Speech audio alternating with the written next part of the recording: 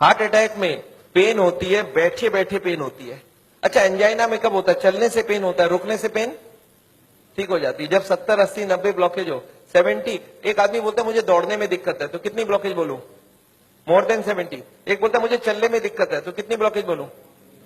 More than 80। एक बोलता है मुझे नहाने धोने में दर्द है, तो मोर देन 90। और एक बोलता है मुझे बैठे बैठे दर्द है, तो 100%। याद रखिएगा, हार्ट अटैक मतलब है ब्लॉकेज इज इक्वल टू 100%। अच्छा, हार्ट अटैक धीरे धीरे होता है, सडनली हो जाता है? सडनली हो जाता है। सडनली अभी का अभी हो गया हार्ट अटैक, 5 मिनट पहले मिला, 5 मिनट बाद खत्म हो गया, हार्ट अटैक हो गई। कैसे हो जाता है आपको याद है? अब देखिए एक बार। अच्छा, एक आदमी हार्ट का पेशेंट है, उसकी कितनी ब्लॉकेज है? 80 ब्लॉकेज है। उसको हार्ट अटैक करना, 100 ब्लॉकेज ले जाना, कितने साल बाकी है अभी इसको? 10 साल बाकी है। पता चला 10 मिनट बाद हार्ट अटैक हो गया। एक आदमी तो हार्ट का पेशेंट ही नहीं है, उसकी ब्लॉकेज 60 है, 60% ब्लॉकेज है, वो हार्ट का पेशेंट भी नहीं हो तो दौड़ सकता है। अच्छा, उसको कितने साल लगेगा अभी हार्ट अटैक करने? 60 है, 100 जाना है, 40% बाकी है, 20 इयर्स बाकी है अभी। पता चला 20 मिनट बाद हार्ट अटैक हो गई। कैसे हो जाएगा हार्ट अटैक? आपको याद है एक पर्दा आपने बताया था हमने, ब्लॉकेज के ऊपर एक मेम्ब्रेन होता है, वो मेम्ब्रेन बर्स्ट कर जाता है। This is what a heart attack is. देखिए आपको समझ आता है कि नहीं? ये 20% ब्लॉकेज है, दिख रहा है मेम्ब्रेन ब्लॉकेज के ऊपर। ये 40% ब्लॉकेज है, मेम्ब्रेन यहाँ पे है अभी। ये 60%, 70% ब्लॉकेज है, मेम्ब्रेन अभी भी है। और मेम्ब्रेन स्ट्रेच कर रहा है कि नहीं कर रहा है? करते करते एक दिन क्या होगा? मेम्ब्रेन बर्स्ट कर जाएगा, membrane will rupture, membrane will snap, membrane will burst. और जैसे ही मेम्ब्रेन बर्स्ट करेगा क्या होगा? यहां से केमिकल यहाँ आएगी, और यहाँ पे खून जा रहा है, इस खून में क्या होगा? ब्लड केमिकल मिलेगा, और केमिकल मिलते ही ब्लॉकेज हो जाएगी 100%। This is called heart attack. 100% blockage कितने देर में बना? 5 मिनट में। 0 से 80 आने लगा था 40 साल, और 80 से 100 आने में 5 मिनट्स, 2 मिनट्स। अब एक बात बताइए, हार्ट अटैक को रोकना कैसे है? आपका दिमाग क्या बोल सकता है? मैं आपको समझाता हूं, एक एग्जांपल सोच लीजिए। एक नोट का गड्डी है, नोट का गड्डी समझते हैं? नोट के गड्डी में रबर बैंड लगा है, मैं हर दिन उसमें नोट घुसाए जा रहा हूं, और जब रबर बैंड टाइट हो गई तो आपको मैंने पूछा क्या करूं कि रबर बैंड ना फट जाए, तो आप क्या जवाब देंगे हमको? नोट घुसाओ मत। आप ये पूछेंगे सर अभी तक रबर बैंड फट गया क्या? मैं बोला नहीं, अभी तक नहीं फटी है। आप बोलिए एक काम करना, कल से नोट घुसाना मत, देखना फटेगा नहीं। ये काम बात ठीक लग रहा है कि नहीं लग रहा है आपको? घुसाना बंद करो। और मैं एक स्टेप और आगे जाता हूं कि कुछ नोट निकाल लो कि रबर बैंड ढीला हो जाए। अब फटने का क्या चांस है? एकदम नहीं है। एंड यही बात मैं हार्ट के पेशेंट को समझाता हूं। मैं बोलता देखो अभी जहां तक चले गए चले गए, अब आप ब्लॉकेज को बढ़ाओगे तो एक ना एक दिन हार्ट अटैक होगा। कब होगा हम नहीं जानते, पर कभी ना कभी हो सकता है। आज 80 है मालूम नहीं, 90 में पर्दा फट जाए। ये पर्दा कब फटेगा हमको नहीं मालूम है। हर आदमी का पर्दा अलग अलग है, हर आदमी की मेम्ब्रेन अलग अलग स्ट्रेंथ की है। अब कब फटेगा नहीं मालूम, पर एक बात पक्का मालूम है कि आज से नोट घुसाना बंद कर दिया तो फटने के चांस कम हो जाएगा, और कुछ नोट निकालना चालू कर दिया तो। आपको क्या लगता है, लॉजिकल बात हो रही है कि नहीं? वो जो कारण है ब्लॉकेज का उसको हटाओ और बॉडी में सप्लाई फैट का बंद करो, अब हार्ट अटैक का chance is almost nil, almost nil. और यही बात मैं हार्ट के पेशेंट को समझाता हूं। आपको क्या लगता है, सही हुआ कि नहीं हुआ? कॉमन सेंस के बात यही बोलता है कि नहीं, ब्लॉकेज का कारण को हटाओ और खत्म करो बात। तो ये है हार्ट अटैक रोकने का उपाय। मैंने देखा है बहुत सारे पेशेंट ये करते नहीं है, वो खाना पीना गलत खाते रहते हैं, दवाइयां खाते हैं। कार्डियोलॉजिस्ट को पूछ भी लेते हैं कि डॉक्टर साहब मैं आपसे दवाई ले रहा हूं तो आपके अंडर में हो गया ना? डॉक्टर बोलता है हाँ मेरे अंडर में हो। बोलता है डॉक्टर साहब कभी हार्ट अटैक हो जाए तो आप कहां मिलोगे? मैं अभी ब्लॉकेज बढ़ा रहा हूं, आप सिर्फ हमको बताओ हार्ट अटैक के वक्त आप। अच्छा, कार्डियोलॉजी भी बड़ा खुश रहता है, बोलता है मेरा मोबाइल नंबर रखना, जब भी हार्ट अटैक हो मुझे इन्फॉर्म करना और मैं आपको बताऊंगा कहां पहुंचना है, और मैं भी वहीं पहुंचूंगा, फिर आपको बचाने की पूरी कोशिश करूंगा। पर हार्ट अटैक के बाद, हार्ट अटैक के पहले करने का कुछ जरूरत? आपको क्या लगता है, सही बात हो रहा है गलत हो रहा है? अरे हार्ट अटैक के पहले ही रोक लो ना कि हार्ट अटैक। पर मैंने देखा आजकल ऐसा ही कुछ हो रहा है। Anyway I don't want that. अच्छा एक बात बताइए, ये जो पेशेंट है जिसका ब्लॉकेज बढ़ रहा है, ये सब जानता भी नहीं है क्या क्यों ब्लॉकेज बढ़ रहा है। कार्डियोलॉजिस्ट के पास जाए तो उसको बता देना चाहिए कि नहीं किस लिए ब्लॉकेज हो रहा है। अच्छा, अगर हार्ट के हॉस्पिटल में आप चले जाएं तो वो लोग भी यही सब बात करेंगे ना आपसे? क्या लगता है, हाँ या ना? वो लोग क्या बात करेंगे? उनके पास दो प्लान है, एक है बाईपास सर्जरी और एक है एंजियोप्लास्टी। अच्छा, इतनी कॉमन सी बात है, ब्लॉकेज का कारण को रोको, वो इसको नहीं बता के बाईपास एंजियोप्लास्टी क्यों बोल रहे हैं? आपको क्या लगता है? आगे पहले कॉमन बात बताओ, फिर तो बाईपास सर्जरी एंजियोप्लास्टी की बात करते हैं। वो लोग चाहते नहीं है ये सब ज्यादा, वो बोलते हैं भाई हमारी बाईपास की काम अच्छी। अच्छा, वो लोग कैसे ले जाते होंगे आपको उस तरफ, मैं आपको समझाना चाहता हूं कैसे ये सिस्टम बन गया कि वो बाईपास एंजियोप्लास्टी की तरफ चले जाते आदमी। मैं आपको समझाता हूं। एक आदमी है, ऑर्डिनरी आदमी है, खाने में खूब चर्बी खाता है, उसको क्या मालूम इससे ब्लॉकेज होता है, सिगरेट उगरेट पी रहा है। एक दिन चलते चलते वो देख रहा है जब मैं स्पीड लेता हूं मेरे को यहाँ पे दर्द हो जाती है, फिर मैं रुक जाता हूं, दर्द ठीक हो जाती है। कितनी ब्लॉकेज है? 80। चलने में स्पीड लेते ही दर्द हो रहा है, जब वो दादर चढ़ता है, सीढ़ियां चढ़ता है, उसको दर्द होता है। तो कितनी ब्लॉकेज हो गई? 80। अच्छा, वो बताएगा क्या किसी को? सोचता है कि अभी तो मैंने फील किया है, अगर घर में जाके बता दूंगा घर वाले परेशान हो जाएंगे। एक तो ऐसे ही वो परेशान है, इतने सारे कॉम्प्लिकेशन है घर पे, और मैं ये भी बता दूं तो झंझट हो जाएगा। बताता नहीं है। कितने दिन तक नहीं बताता है? 2, 4, 6 महीने तक वो खींचता रहता है। क्या करता है? जब भी स्पीड लेने का काम होता है बोलता है मैं धीरे धीरे जाऊंगा, आप छोड़ दो, जाने दो। जब दादर चढ़ना होता है तो धीरे से चढ़ता है, सामान उठाना होता है नहीं उठाता है, पर धीरे धीरे पता चल जाता है। एक दिन वाइफ बोलती है आप स्पीड में चलिए, पेशेंट बोलता है मेरे से स्पीड नहीं चला जाता। बोला क्यों? बोलता मेरे को यहाँ दर्द होती है। वाइफ बोला आपने कभी बताया नहीं? बोलता नहीं, वो तो थोड़े दिन से हो रहा है ना, कुछ दिनों से। वाइफ अब छोड़ देगी वाइफ या नहीं छोड़ेगी? वाइफ बोलती है चलो कल डॉक्टर के पास जाएंगे। तो लोकल कार्डियोलॉजिस्ट के पास पहुंच गए। अच्छा, लोकल कार्डियोलॉजिस्ट को जाके बता दिया कि डॉक्टर साहब जब मैं स्पीड लेता हूं तो यहाँ पे छाती में दर्द हो जाता है, फिर रुकता हूं ठीक हो जाता है। अच्छा, उनको कुछ आइडिया लग जाएगा? वो ईसीजी करके देखते हैं, उसमें कुछ नहीं आता है। पेशेंट बोलता है सर ईसीजी में नहीं आएगा, आप चला के ईसीजी लीजिए तब आ जाएगा। उसको मालूम है चलने से दर्द होता है, तो डॉक्टर स्ट्रेस टेस्ट कराता है, उसमें खराबी आ गई। अब इसका मतलब क्या हो गया? हार्ट की बीमारी है या नहीं है? ऑलमोस्ट पक्का हो गया। अब कार्डियोलॉजिस्ट क्या बोलते हैं? बोलते देखो आपको हार्ट की बीमारी हो गई है। पेशेंट घबरा जाता है, बोलते सब क्या करूं?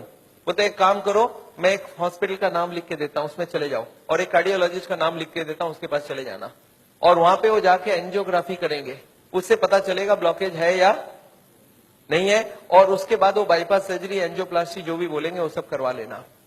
पेशेंट बोलता है इसका मतलब वो सब करा लो। बोला हाँ, जो भी निकलेगा उस हिसाब से करा लेना।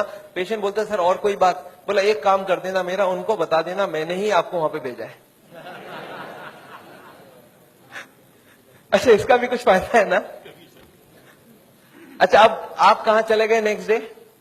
पेशेंट पहुंच गया हार्ट के हॉस्पिटल में, कार्डियोलॉजिस्ट को बता दिया कि मैं स्पीड लेता हूं, मेरे को छाती में दर्द होता है। कार्डियोलॉजिस्ट को कुछ समझ आ गया क्या?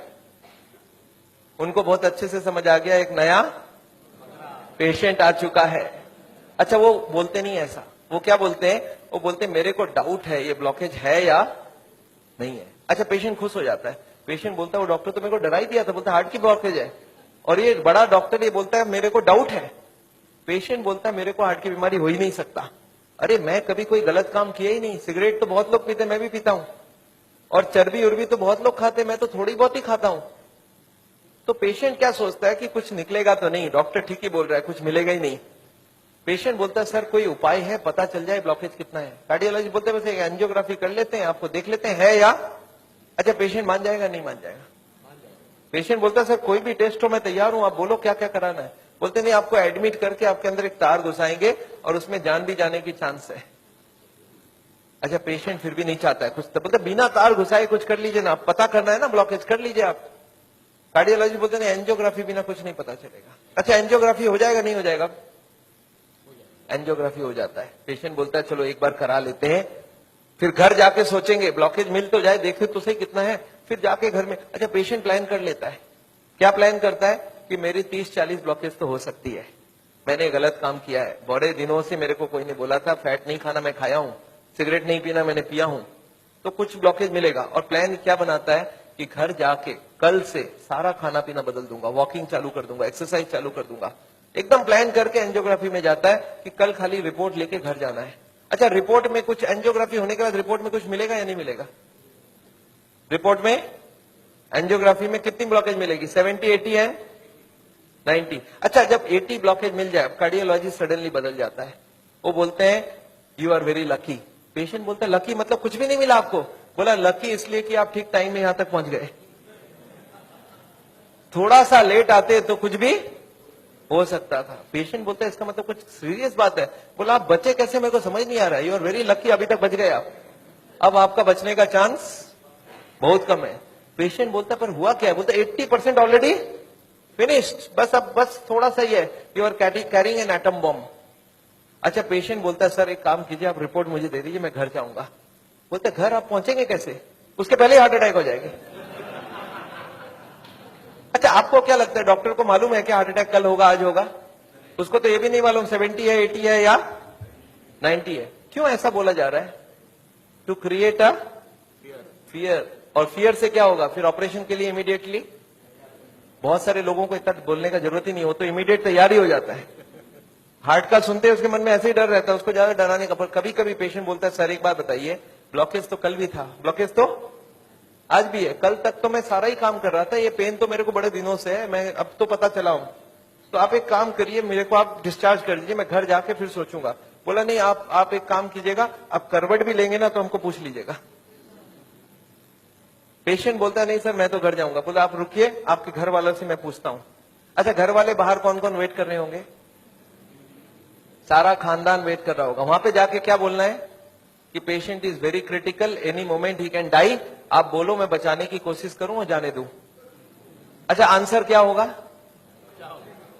वाइफ क्या बोलेगी कि जिंदगी भर इन्होंने मेरे लिए किया, आज मेरे को चांस मिला, आज तो मैं ऑपरेशन। वाइफ बोलती है कोई चीज का भी कोई भी कंजूसी हमें नहीं करना है, इनको तो बचाना।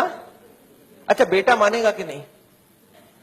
एक बेटा बड़ा समझदार होता है, बोलता है डॉक्टर को, डॉक्टर साहब एक बार बताइए, मैंने सुना है कोलेस्ट्रॉल की वजह से ब्लॉकेज होता है, इनका कोलेस्ट्रॉल हाई है, तो क्या करूं कि कोलेस्ट्रॉल कम हो जाए?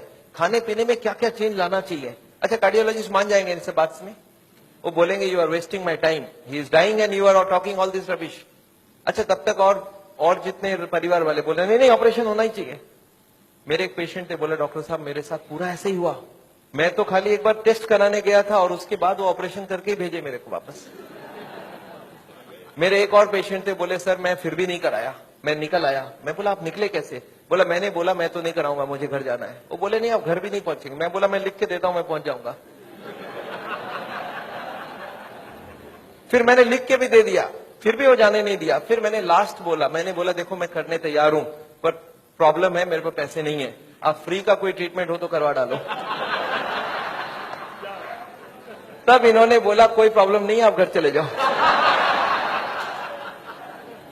फिर मैं जब घर जाने लगा तब फिर से बुलाया उन्होंने, बोला अब आप एक बार बताओ ये इतने पैसे आप कितने दिन में इकट्ठा कर सकते हो? तब मैंने बोला देखिए मुझे प्रॉपर्टी बेच के आना होगा, 2 महीना लगेगा। फिर मुझे 2 महीना उन्होंने टाइम दे दिया। बोला अब कोई प्रॉब्लम नहीं है, 2 महीने बाद ही ऑपरेशन होगा। आपको समझ आ रहा है ऑपरेशन कब रुक सकता है?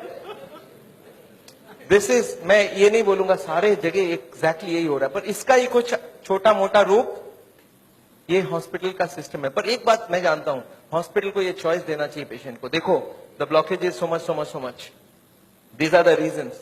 आप देखो क्या चाहते हो। आप अगर अपने आप को बदलोगे तो ऑपरेशन रुक सकती है।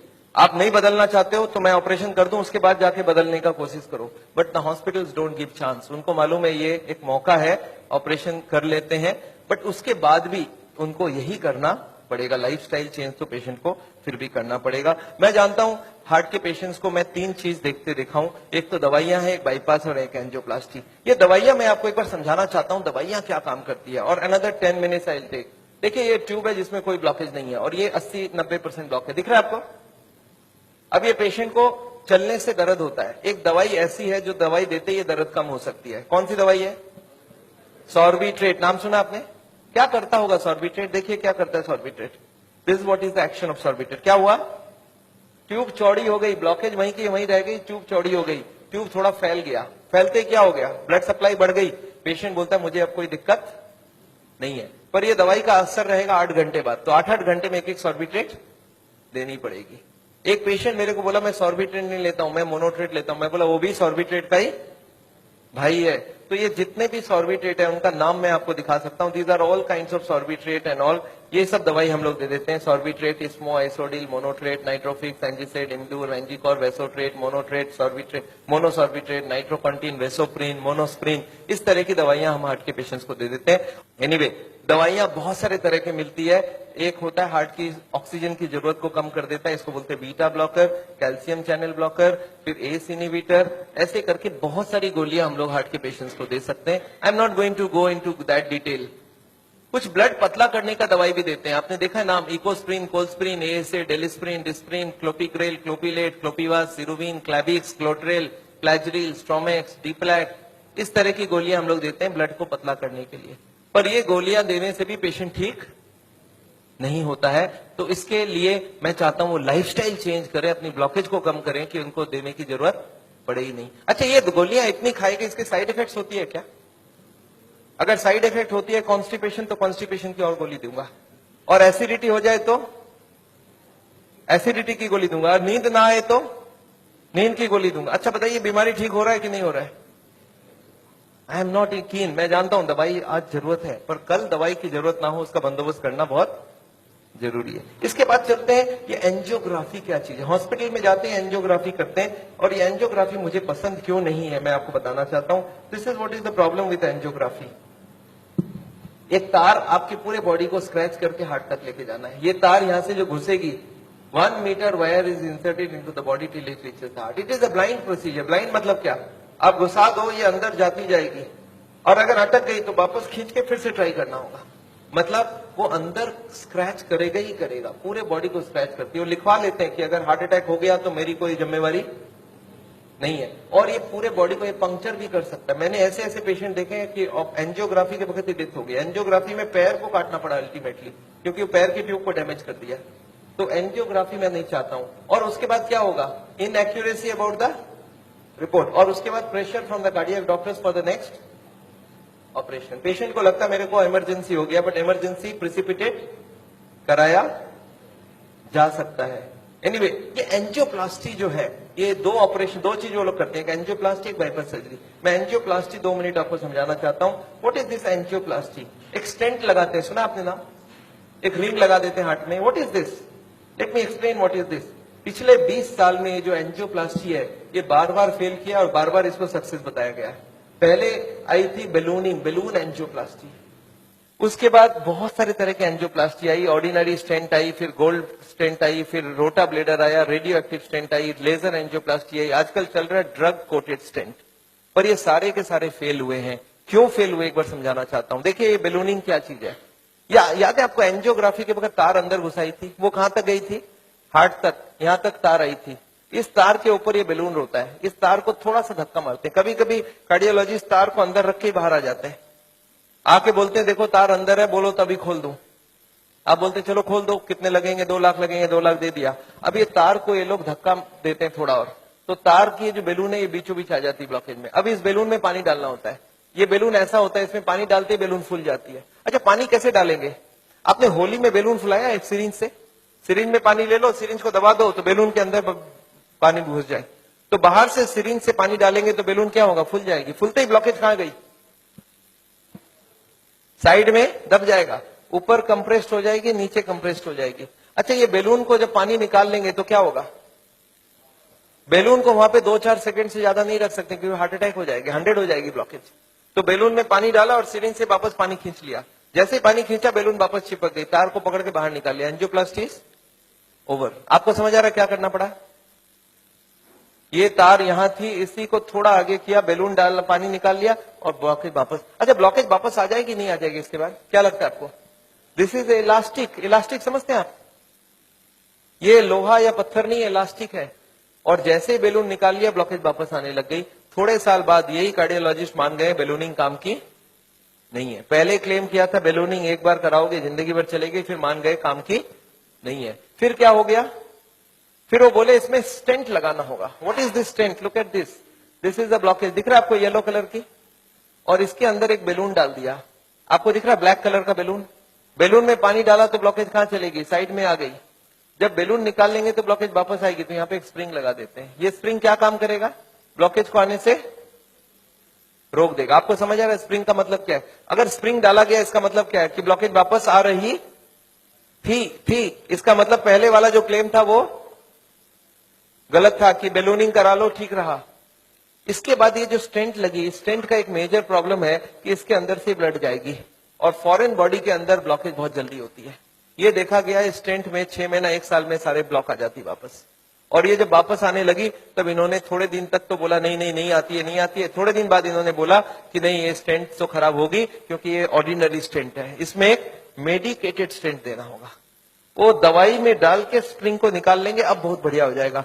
तो ड्रग की कोटिंग चल जाए। आपने देखा है चांदी के गहने में सोने की कोटिंग चढ़ाते हैं, तो वो स्प्रिंग के ऊपर कोटिंग चढ़ा देते हैं और वो कोटिंग चढ़ा के लगा दिया, पर इसके बाद भी ये फॉरेन बॉडी ही रही, इसमें वही का वही रिजल्ट आया है। अभी लेटेस्ट है कि 66% people with in 1 year will come back with a reblockage. इसके बाद है बाईपास सर्जरी। एक बहुत बड़ी सर्जरी होती है। देखिए बाईपास सर्जरी मैं इसलिए नहीं चाहता हूं, एक बहुत बड़ा सर्जरी है। एक पूरे चेस्ट को काटो और इसको काट के, इसको चाकू से नहीं कटेगा, इसमें आड़ी से कटेगी। आड़ी समझते हैं आप?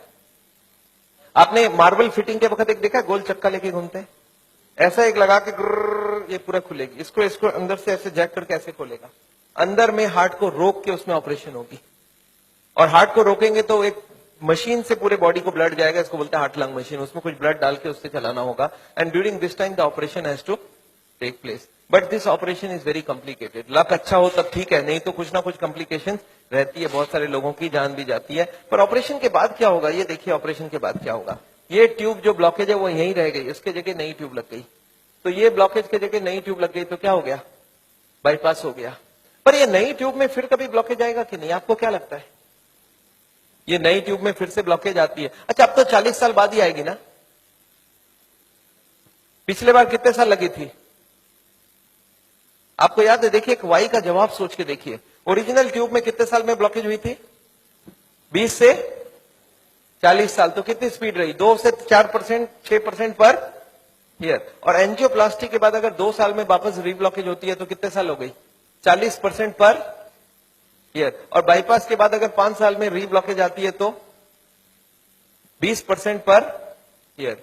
जो ट्यूब ओरिजिनली 2% की ब्लॉकेज कर रही थी वो अब ऑपरेशन के बाद उसकी स्पीड क्यों बढ़ गया? क्योंकि अब वो ओरिजिनल नहीं रहा। हमारी बॉडी को जब तक ओरिजिनल रखो तब तक अच्छी बात है। हमारे प्राइम मिनिस्टर ने भी 2 बाईपास कराई है, एंजियोप्लास्टी 5 स्टेंट लगाई है। पर मैं जानता हूं उसके बाद भी तो फिर से कराना पड़ा। एक बार कर लिया, दूसरी बार कराया, कब तक करा सकता आदमी? और मैं जानता हूं बॉडी में एक बार कॉम्प्लिकेशन कराना, उनके लिए तो चलो बहुत बड़ा टीम लगेगा। हर आदमी के लिए इतनी बड़ी टीम नहीं भी लग सकती है और इतना बड़ा ऑपरेशन नहीं भी कर सकते ठीक से। पर मैं जानता हूं अगर ऑपरेशन बिना ही हमारी काम बन जाए, अगर हम लाइफस्टाइल को ही चेंज करके कर सकते हैं तो हम ऑपरेशन क्यों करवाएं? And this is what is the contention. Nevertheless मैं हार्ट के पेशेंट को एक ही चीज समझाता हूं कि ब्लॉकेज अगर रिवर्स करना है तो उसके लिए थोड़ा आपको एक्यूरेसी करना होगा। What is this accuracy? You understand? This is the accuracy. इस पिक्चर को आपने देखा है, इसमें एक्यूरेसी लिखा है। कितना एक्यूरेसी है इसका मतलब? मैं आपको समझाता हूं।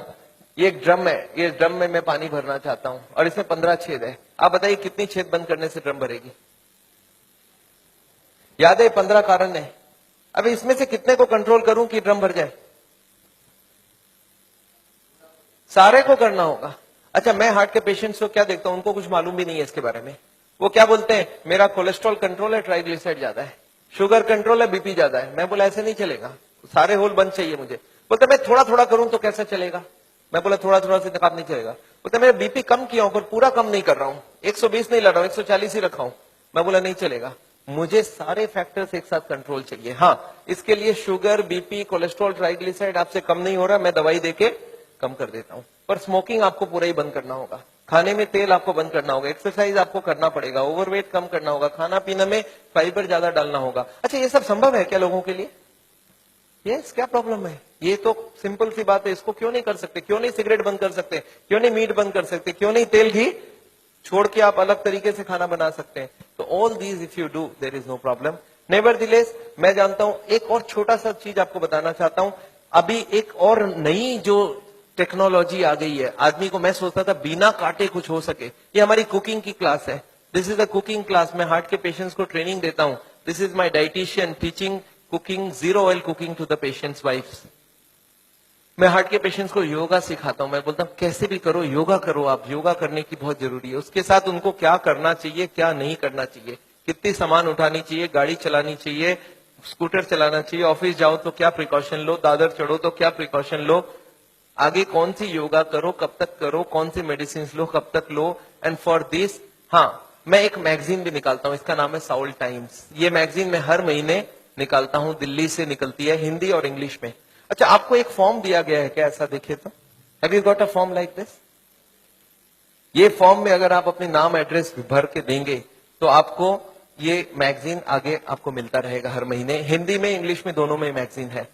और इसके साथ एक छोटा सा और क्वेश्चन ये रखा है कि यहाँ पे अगर हम लोग ऐसा कोई कैंप करवाएं तो how many people will be interested to join such a camp? 1 दिन का या 2 दिन का ऐसा एक कैंप अगर हम करवाएं तो कोई इंटरेस्टेड हो तो प्लीज फिल इट अप।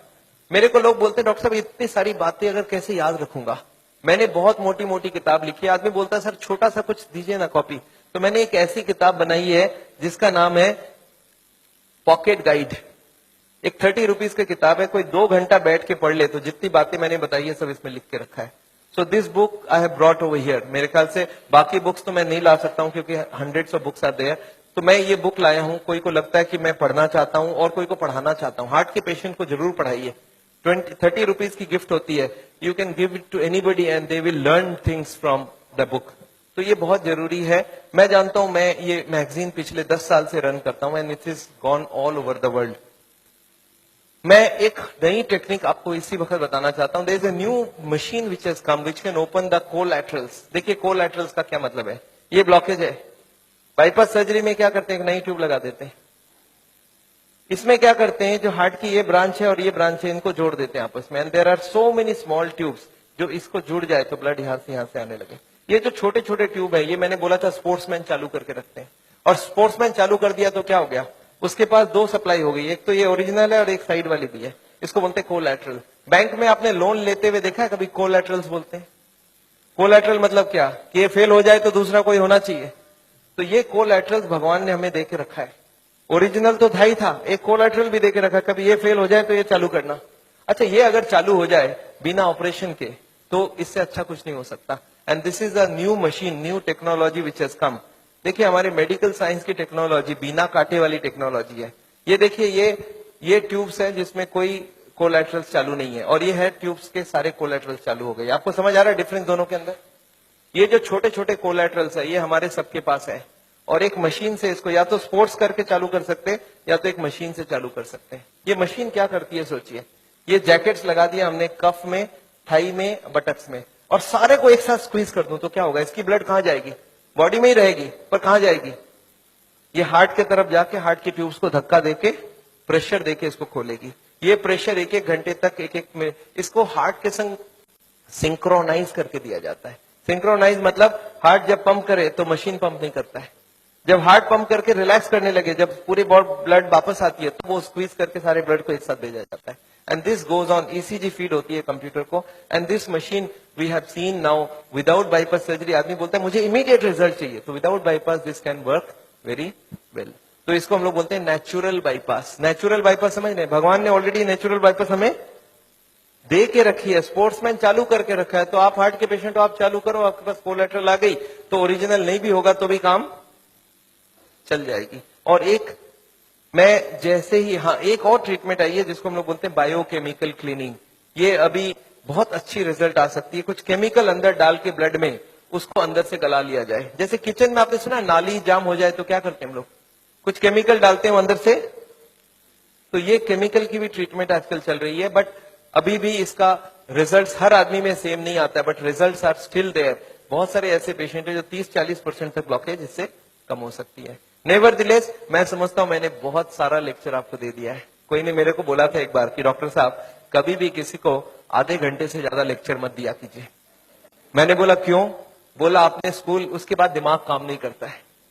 मैंने बोला क्यों ऐसा बोल रहे हैं, बोलते आपने स्कूल कॉलेज में देखा है कभी भी पीरियड्स 40 मिनट से ज्यादा नहीं रखते हैं, उसमें 5 मिनट आने जाने का वेस्टेज गिन लो, आधे घंटे ही चलेगा दिमाग।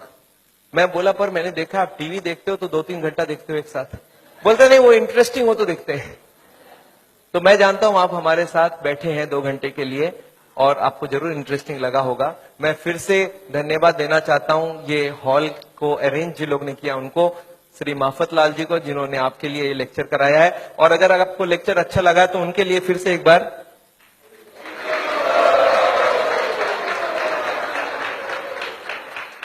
एनीवे मैं जानता हूं मैंने लेक्चर तो खत्म किया है और मैं चाहता हूं कि आपके पास अभी भी कुछ क्वेश्चंस जरूर होंगी। मैं कैंप भी करता हूं और मेरी बंबई में जुहू में एक क्लिनिक भी है जहां पे हर वक्त डॉक्टर है और ये मशीनें वगैरह भी है। तो आपको अगर कभी कोई जरूरत पड़े तो आप हमारी किताबें जरूर पढ़िएगा और ये छोटी वाली किताब भी पढ़िएगा। अगर आपके पास कोई क्वेश्चंस हो, क्वेश्चंस के लिए माइक है हमारे पास। So if you have questions I would want you to ask the questions and I would like to answer the questions. You not covered the effect of the alcohol. Yes, very important thing, alcohol. मैं आपको बता दूं alcohol heart के लिए कभी अच्छी नहीं है। We don't recommend alcohol for the heart patient. क्यों? अल्कोहल में ग्लिसरॉल होती है और ग्लिसरॉल से ट्राईग्लिसराइड का रिश्ता होता है। ट्राईग्लिसराइड ग्लिसरॉल होता है उसमें भी। तो अल्कोहल में एल्डिहाइड ग्रुप है और ग्लिसरॉल में एल्डिहाइड ग्रुप है और ये दोनों एक दूसरे से एक्सचेंज हो जाती है। जब भी कोई अल्कोहल ले तो उसका ट्राईग्लिसराइड 40-50 तक बढ़ जाती है। तो अल्कोहल कभी हार्ट के लिए अच्छा है ही नहीं। पर अल्कोहल से एक अच्छाई होती है हार्ट में, वो है एचडीएल बढ़ जाती है। तो हार्ट के पेशेंट्स क्या चाहते हैं मालूम है? बोले एचडीएल की बात करो, ट्राईग्लिसराइड की बात ना करो। अरे मैं कैसे बात ना करूं? एक चीज अच्छा एक खराब है ना, तो मैं दोनों को ही बात करूंगा ना। अच्छा, अल्कोहल में एक ही खराबी है और भी खराबी है।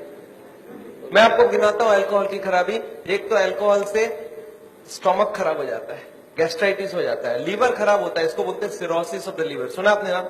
अच्छा, अल्कोहल से नर्वस सिस्टम खराब होती है। आपने सुना है अल्कोहल पी के एक्सीडेंट करके लोगों को मार डाला लोगों ने? सुना है सर? तो अल्कोहल से पैसे भी खराब होते हैं, आपको मालूम है क्या?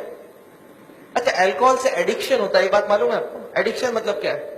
जिसको अल्कोहल पीने की आदत पड़ जाए वो मारपीट करके भी अल्कोहल पिएगा, हर दिन पिएगा। एक आदमी मेरे को बोला सर सबको ही नहीं होता है ऐसा। मैं बोला जो जो हो चुका है उसको जाके पूछो कि आप जब शुरू किए थे तब हर दिन पीते थे क्या? बोलते नहीं, मैं तो पहले एक ही बार पीता था, कभी जिंदगी में एक बार पिया पहले बार, फिर महीने में एक बार पिया, फिर हफ्ते में एक बार पिया, फिर हफ्ते में 3 बार पिया, फिर धीरे धीरे अब हर दिन पीने का आदत हो गया है।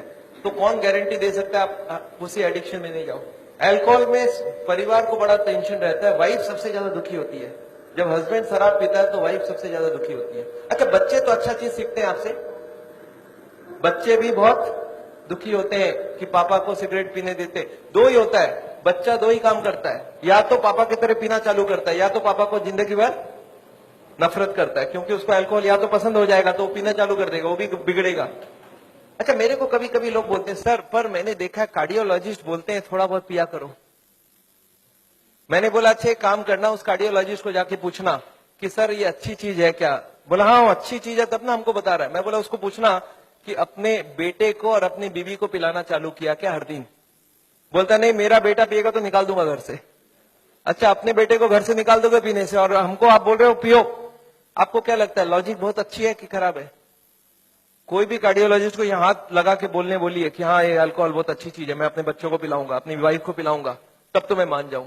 कोई कार्डियोलॉजिस्ट तैयार नहीं है। पर पेशेंट्स के लिए घूस देना समझते हैं? घूस देना, ब्राइब करना समझते हैं? ब्राइब होने से बहुत काम हो जाता है। तो पेशेंट को ब्राइब देकर रखते हैं कि पेशेंट बोलेगा डॉक्टर मेरा बहुत बढ़िया है, सारा चीज अलाउ कर देता है। But very bad, alcohol is never good for the heart. या एनी मोर क्वेश्चंस? गार्लिक, मैंने एक क्वेश्चन यहाँ पे लिख के रखा है, कैन आई टेक, कुछ फ्रीक्वेंटली आस्क्ड क्वेश्चंस लिखा है, can I take garlic? Garlic heart के लिए अच्छा है, गार्लिक हार्ट के लिए अच्छा, पर नेसेसरी नहीं है जो नहीं खाता उसको ही खाना होगा। ऐसे हजारों फूड है जो हार्ट के लिए अच्छा है, तो you can take any of this food.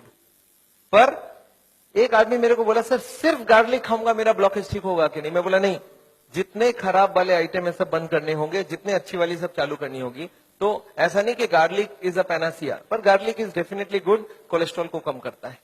या यस मैम।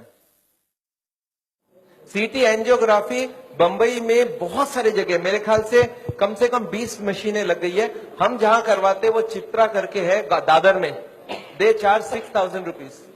तो ये सीटी एंजियोग्राफी का लिए आपको अगर एड्रेस चाहिए, हमारी क्लिनिक का एड्रेस आपके पास है already, you call them up, they will give you the details. Okay So what is good cholesterol, and what if you have in the range of good cholesterol is higher than the normal range? So how does it affect the heart, and what is? See, good cholesterol को good क्यों बोला जाता है? It goes to the blockage, picks up the cholesterol and takes it out. So good cholesterol if you can increase it is wonderful. We want more than 40. तो good cholesterol बढ़ाने का कोशिश करिए, और इसके लिए बाजार में नहीं मिलता है। आप हमको ये नहीं बोल सकते सर 2 किलो मेरे लिए मंगवा दीजिए। गुड कोलेस्ट्रॉल आपकी बॉडी बनाएगी अगर आप खाना पीना ठीक रखेंगे So तो। is good cholesterol anyways related to fat also? I mean, It is coming from fat plus protein. Hare Krishna, Prabhuji. This is Dr. Anuj here. I have done lot of your patients. I have done echoes of those patients at Chitra Scan. Okay. And let me tell you, I'm a cardiologist and I really loved your lecture. It's Thank you, an sir. amazing talk that you gave. And I pray that we do something together with all the malpractice. I'm very much aware of what is going on. And